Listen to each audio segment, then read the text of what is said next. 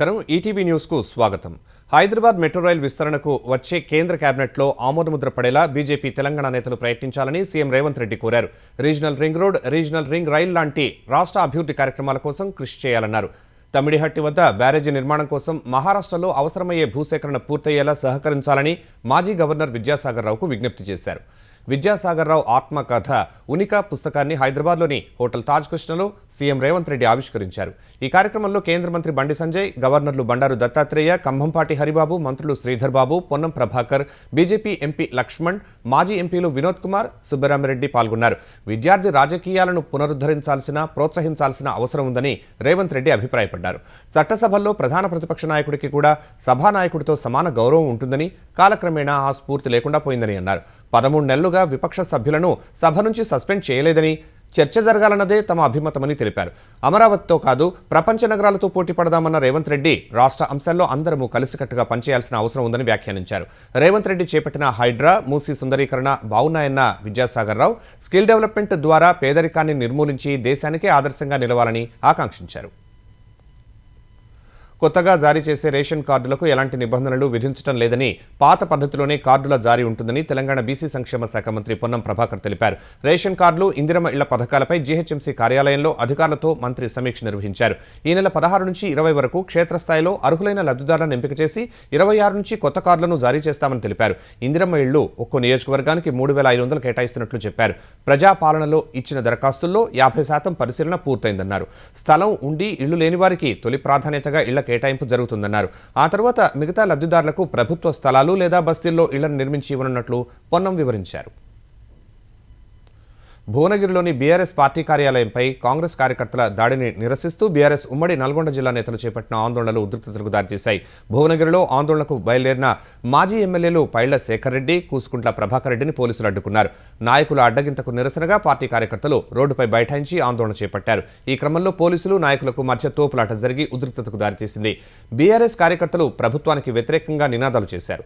కార్యకర్తల నిరసనల మధ్యే శేఖర్ రెడ్డిని అరెస్టు చేసి పోలీస్ స్టేషన్కు తరలించారు. మరోవైపు యాదగిరిగుట్ట, తుర్కపల్లి పోలీస్ స్టేషన్ల పరిధిలో గులాబీ నాయకులను ముందస్తు అరెస్టు చేశారు. బీఆర్ఎస్ కార్యాలయంపై దాడిని నిరసిస్తూ ధర్నాకు దిగుతారన్న సమాచారంతో డీసీసీబీ మాజీ చైర్మన్ గొంగిడి మహేందర్ రెడ్డిని పోలీసులు హౌస్ అరెస్టు చేశారు. ఆంధ్రప్రదేశ్లో పేదరికాన్ని పూర్తిగా రూపుమాపాలనే లక్ష్యంతో P4 విధానాన్ని రూపొందించినట్లు ముఖ్యమంత్రి చంద్రబాబు చెప్పారు. ఉమ్మడి రాష్ట్రంలో 1995లో ఆర్థిక సంస్కరణల్లో భాగంగా తీసుకొచ్చిన PPP విధానంతో ఉపాధి, సంపద సృష్టి జరిగిందన్న ఆయన, తెలుగు జాతిని ప్రపంచంలోనే నెంబర్ 1గా నిలిపేందుకు P4 విధానాన్ని తయారు చేసినట్లు తెలిపారు.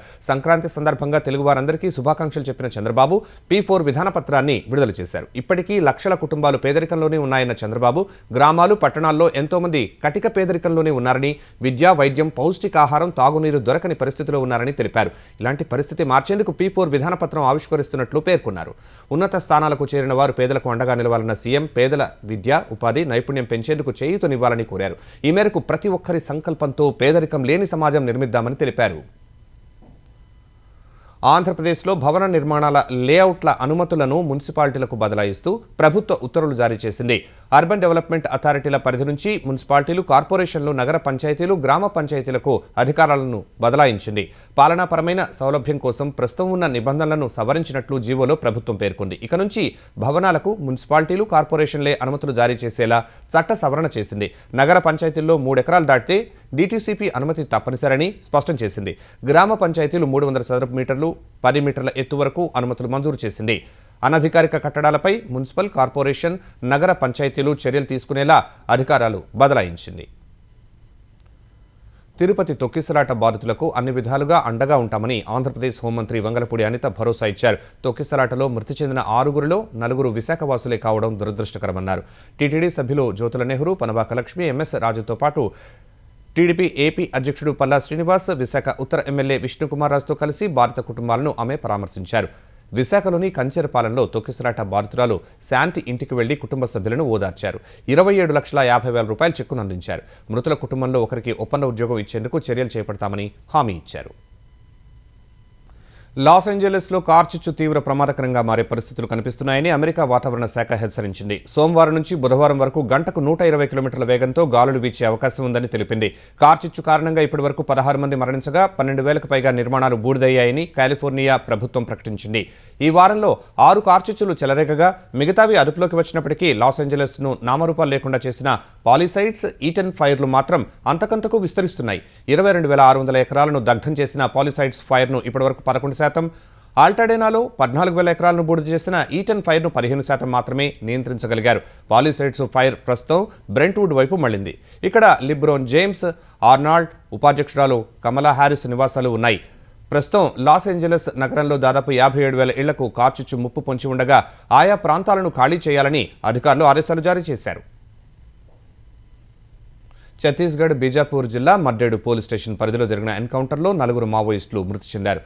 బాండేపోరా కోరంజోడ్ అటవీ ప్రాంతంలో జిల్లా రిజర్వ్ గార్డు దళం ప్రత్యేక టాస్క్ ఫోర్స్ సిబ్బంది సంయుక్త కూంబింగ్ ఆపరేషన్ నిర్వహిస్తుండగా మావోయిస్టులు తారసపడ్డారు. ఈ క్రమంలో భద్రతా బలగాలు నక్సలైట్లకు మధ్య ఎదురుకాల్పులు జరిగాయని పోలీసు అధికారులు తెలిపారు. ఎన్కౌంటర్ అనంతరం ఘటనా సమయంలో 4 మృతదేహాలతో పాటు భారీగా ఆయుధాలు దొరికాయని వెల్లడించారు. ఆ ప్రాంతంలో మరికొందరు మావోయిస్టులు ఉండొచ్చన్న అనుమానంతో భద్రతా బలగాలు కూంబింగ్ను ముమ్మరం చేశాయి. అటు నారాయణపూర్ జిల్లాలో కూంబింగ్ నిర్వహిస్తున్న భద్రతా బలగాలు సోన్పూర్ పిఎస్ పరిధి హెర్గేనార్ అటవీ ప్రాంతంలో ఆయుధాల భారీ డంపును స్వాధీనం చేసుకున్నారు. భారత గణతంత్ర వేడుకలకు ఈ ఏడాది ముఖ్య అతిథిగా ఇండోనేషియా అధ్యక్షుడు ప్రబోవో సుబియాంటో హాజరు కానున్నారు. ఈ మేరకు ప్రభుత్వ వర్గాలు తెలిపాయి. భారత్ పర్యటన ముగిసిన వెంటనే ప్రబోవో సుబియాంటో పాకిస్తాన్కు వెళ్లాలని ముందు భావించారు. జకార్తాతో పాటు ఇస్లామాబాద్ మీడియా ఈ విషయాన్ని ధృవీకరించాయి. అయితే భారత్ ఈ అంశాన్ని పునఃపరిశీలించాలని కోరగా ప్రబోవో పాక్ పర్యటనను రద్దు చేసుకున్నారని విశ్వసనీయ వర్గాలు తెలిపాయి. ఈ పర్యటనలో ప్రధాని మోదీతో సుబియాంటో విస్తృత చర్చలు జరపనున్నారు. జంట ఉపగ్రహాలను భూకక్షలో అనుసంధానం చేయడమే లక్ష్యంగా స్పేస్ డాకింగ్ ప్రయోగం చేపట్టిన ఇస్రో ట్రయల్స్లో భాగంగా 2 ఉపగ్రహాలను 3 మీటర్ల చేరువకు తీసుకొచ్చింది. ఆ తర్వాత ఉపగ్రహాలు తిరిగి పూర్వపు స్థితికి చేరుకున్నాయి. ఈ డేటాను విశ్లేషించడం ద్వారా ఉపగ్రహాల అనుసంధాన ప్రక్రియ అయిన డాకింగ్ను ఎప్పుడు చేపట్టాలో ఇస్రో నిర్ణయించనుంది. సాంకేతిక కారణాలతో ఇప్పటికే ఈ అనుసంధాన ప్రక్రియ 2 సార్లు వాయిదా పడింది. ఈ ఉపగ్రహాలను ఇస్రో గత ఏడాది డిసెంబర్ 30న నింగిలోకి పంపింది. ఉమ్మడి మిషన్ లక్ష్యాలు సాధించడానికి బహుళ రాకెట్ ప్రయోగాలు అవసరమైనప్పుడు అంతరిక్షంలో డాకింగ్ సాంకేతికత చాలా అవసరం. ఈ సాంకేతికత రష్యా, చైనా, అమెరికాలకు ఇప్పటికే ఉంది. చంద్రయాన్ 4 భారతీయ అంతరిక్ష స్టేషన్ నిర్మాణం, నిర్వహణకు భారత అంతరిక్ష ఆశయాలకు ఈ సాంకేతికత ఎంతో అవసరం.